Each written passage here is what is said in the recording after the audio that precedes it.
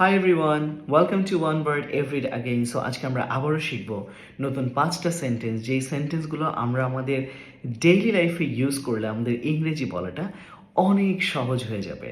প্রথম সেন্টেন্সটি হচ্ছে I am feeling স্লিপে।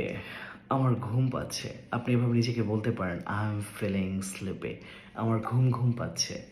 2 নম্বর সেন্টেন্সটি হচ্ছে close the door place. Close the door place, দরজাটি বন্ধ করবে দয়া করে দরজাটি বন্ধ করো না। সো আপনি এভাবে কাউকে বলতে পারেন, ক্লোজ দ্য ডোর প্লেস।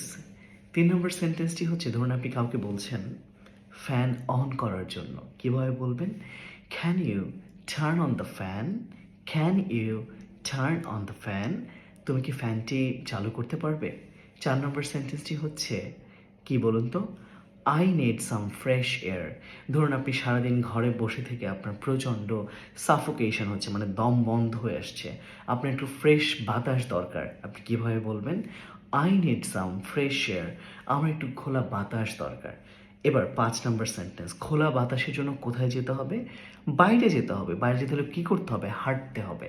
আপনি আপনার ফ্রেন্ডসকে বলছেন, লেটস গো ফর ওয়াক, চলো হাঁটতে যাই। Let's go for a walk, চলো হাঁটতে যাই। সো দেখা হচ্ছে পরের ভিডিওতে। সে পর্যন্ত অবশ্যই ওয়ান ওয়ার্ড এভরিডে সাথেই থাকবেন। Good bye.